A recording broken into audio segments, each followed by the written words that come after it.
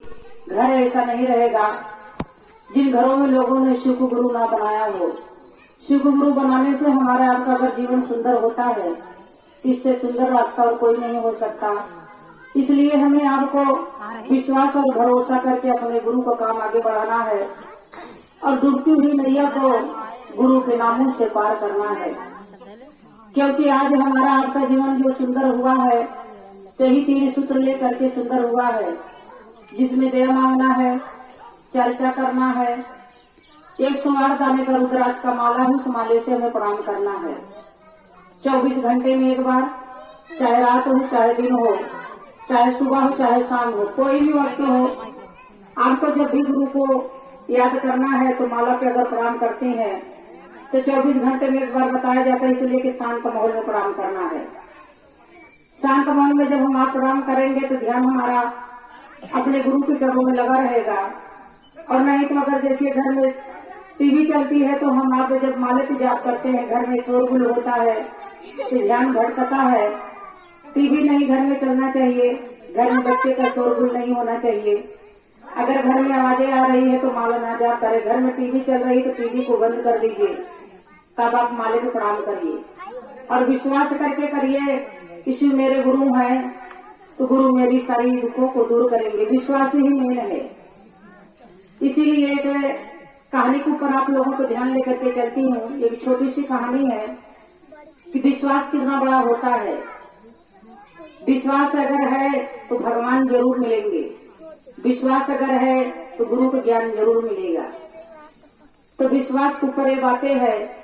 एक गांव में एक पंडित जी रहते थे और वो पंडित जी जब नाचते थे तो भगवान बारिश करते थे। और गांव में जब सूखा पड़ता था तो लोग उस पंडित के पास जाते थे। पंडित बाबा से कहते कि गांव में सूखा पड़ रहा है, आप थोड़ा नाचिए तो शायद भगवान बारिश कर दे। लोगों को भगवान के ऊपर विश्वास नहीं था, पंडित बाबा के ऊपर विश्वास था कि वो नाचेंगे तो बारिश जरूर होगा। और ऐसा भी होता था, को पंडित बाबा जब नाचते थे तो बारिश अवश्य होता था। एक दिन की बात है, एक शहर से 2-4 लड़के आए, पढ़े लिखे लड़के थे। जब उनके सामने ये बात आई कि पंडित बाबा जब नाचते हैं तो बारिश होता है, हमारे घर में हमारे गांव में सूखा नहीं पड़ता है। उन लड़कों ने पंडित बाबा के ऊपर हंसा और लोगों के ऊपर हंसना शुरू कर दिया कि आप लोग इतने मूर्ख हो कि नाचने के ऊपर बारिश होता है। अरे हम भी नाचते हैं, क्या हमारे नाचने से बारिश होता है? तो जब यही बात है तो चलिए पंडित के साथ हम लोग भी नाचते हैं, देखते हैं कि हमारे भी नाचने से बारिश होता है।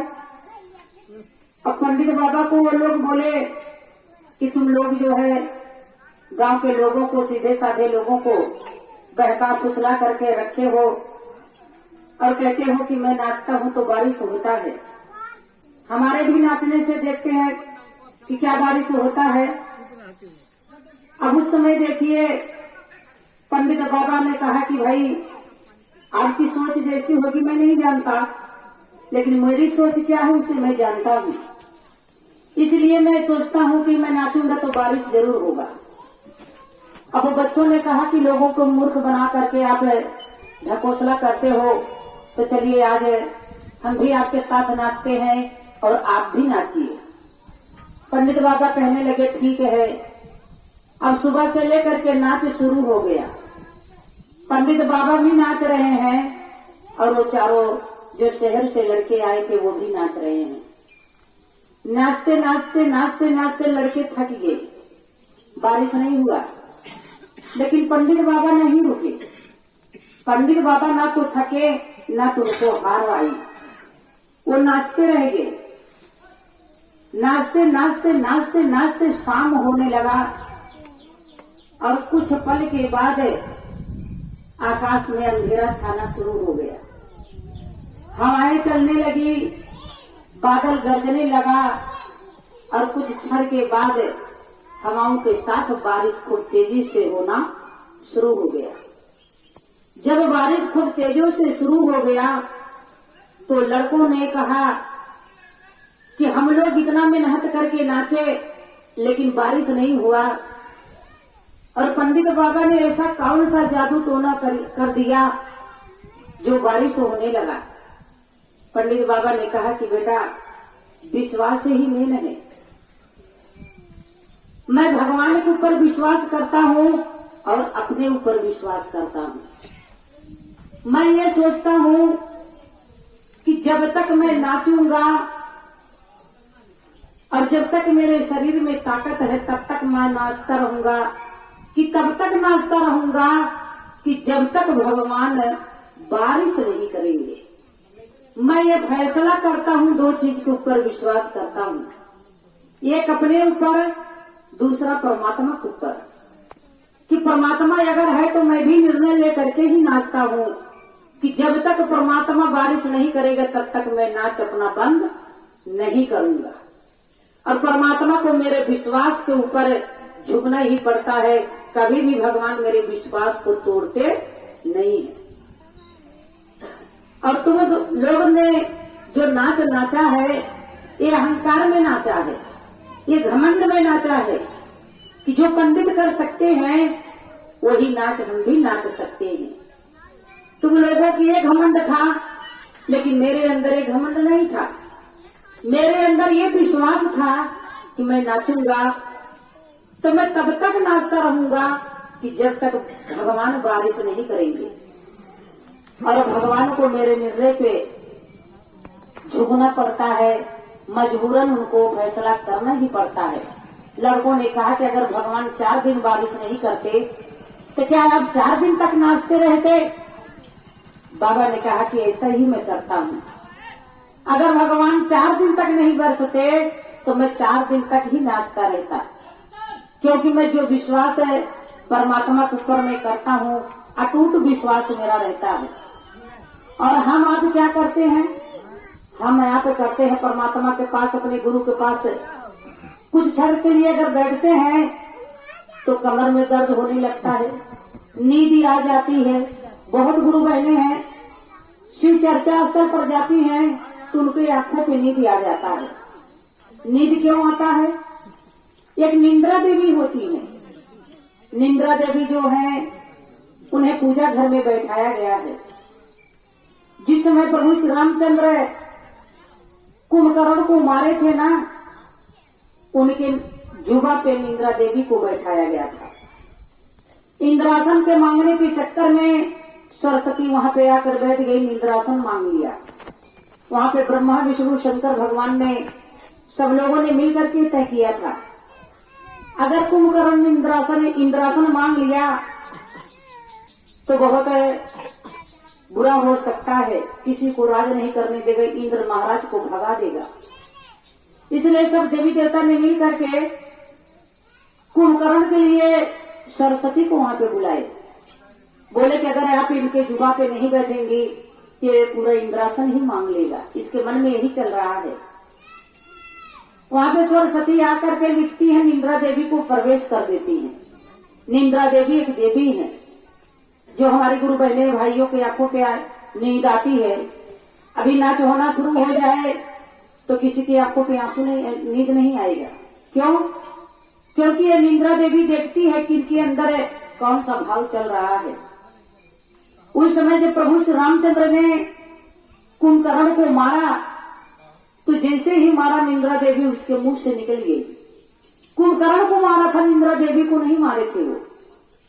जब निंद्रा देवी निकल गई तो उनको लेकर के प्रभु श्री रामचंद्र सीता मैया को अयोध्या जब आने लगे तो निंद्रा देवी भी साथ में आने लगी। निंद्रा देवी जब अयोध्या में घुसने का प्रयास की तो वहां पे भाई बहन मंत्रियों ने उन्हें रोक लिया कि अपने अयोध्या की नारी नहीं लग रही है, काली कलुटी सी निंद्रा देवी थी। उन लोगों ने उन्हें भगा दिया वहां से और निंद्रा देवी अपने आसन के लिए, स्थान के लिए इधर उधर भटक रही थी। बहुत दिन तक वो समुद्र के किनारे बैठकर बिलाप करके रो रही थी अपने आसन के लिए। उनका भी ठिकाना चाहिए था कि नहीं चाहिए था?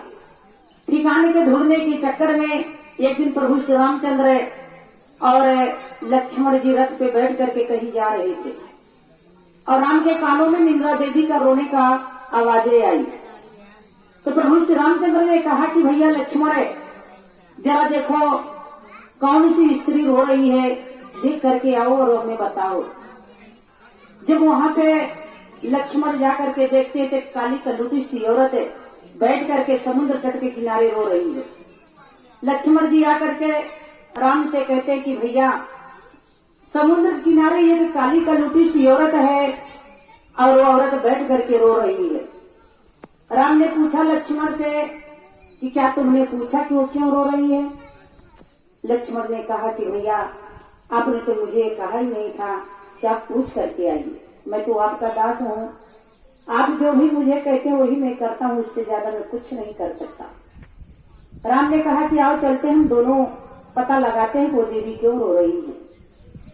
राम जब वहां पे आए तो देखते हैं निंद्रा देवी काली कलूटी सी बैठ करके खूब विलाप करके रो रही है। प्रभु श्री रामचंद्र ने पूछा कि देवी आप क्यों रो रही हो? तो निंद्रा देवी ने जैसे ही सर को ऊपर किया उसने कहा, वाह वाह प्रभु, आज आप मुझे पहचानने से इनकार कर रहे हो। अरे आप ही लोगों ने तो मिल करके मुझे कुंभकर्ण के जुबा पे बैठा दिए थे, आपने कुंभकर्ण को मारा और मेरा डर वहां से छूट गया क्योंकि आप लोगों ने मुझे उसके जुबा पे बैठाए थे। वो जिंदा था तो मैं उसके जुबा पे बैठ करके उसको निंद्रा देती थी और आज वो नहीं है तो मेरा स्थान ही नहीं रह गया, मुझे बैठने का कोई ठिकाना ही नहीं मिल रहा है, मैं कहाँ पे जाऊं? अयोध्या में आई तो आपके सारे जितने मंत्री थे सब मुझे अयोध्या से बाहर कर दिए। अब आप यही बताओ, आज मैं कितने सालों से समुद्र तट पे बैठ करके रो रही हूँ, मेरा कोई घर और ठिकाना बताइए। प्रभु श्री रामचंद्र निंद्रा देवी को लेकर के जाते हैं, कहते हैं आओ मेरे साथ में तुम्हें बैठने का ठिकाना ढूंढता हूँ।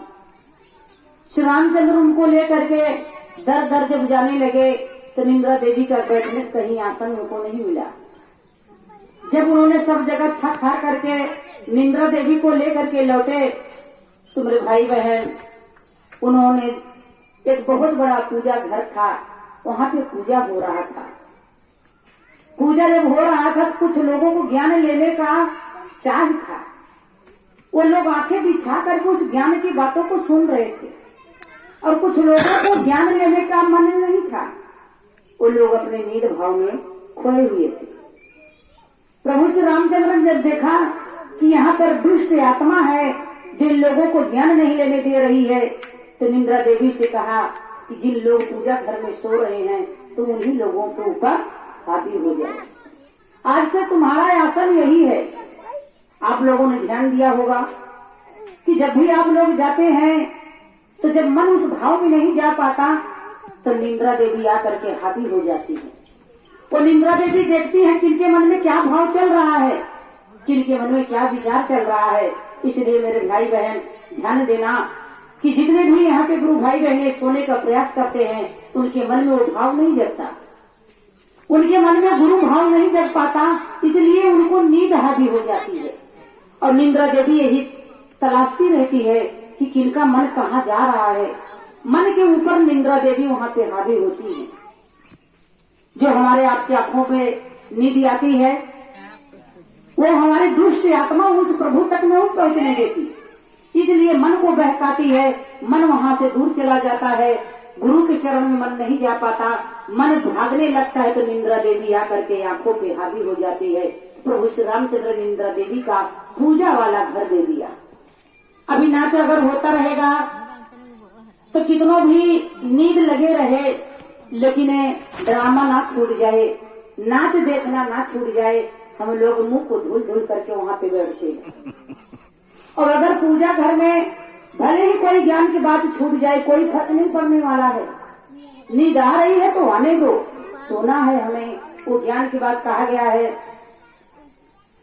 कि मुंह से निकली बातें और तीर से निकली कमान, हाथ से छूटा ढेला कभी वापस नहीं आता। जो पल चला गया वो पल वापस नहीं आता। जो पल अभी है वही पल आपको मिल रहा है तो उसको लेने का प्रयास करिए, उसे खोने का प्रयास ना करिए। नींद में अपने समय को ना बिता दीजिए, उस पल को ना बिता दीजिए जो पल आपको मिल रहा है। शायद इसी में कोई गुण ऐसा हो जाए, कोई भगवान का ज्ञान ऐसा मिल जाए जो आपके दिलो दिमाग पे छा जाए, उस मार्ग पे चलने का प्रयास करने लगे। ऐसा ना आप सोचिए कि हाँ सोने के लिए हम आप आए हैं तो प्रभु का जो बातें अगर कोई अच्छी भी है तो सोने के चक्कर में भूल जाए। गुरु का जो हमें आपको दिया मिलने वाला है वो सोने के चक्कर में नष्ट हो जाए। कहा भी गया है जो जागा सो पाया, जो सोया सो खोया। सोने से हर एक इंसान हमेशा खोया ही रहता है, जो जगता है वही सब कुछ पाता है। तो चलिए एक भजन है, उसके बाद समय आ गया है आरती कराने का। चर्चा करने हमारी गुरु बहन रहेंगी, बड़ी गुरु बहन, जिनके माध्यम से गुरु का चर्चा किया गया है। ये भजन है, आप लोग भी भजन को थोड़ा से दोहराने का कोशिश करेंगे।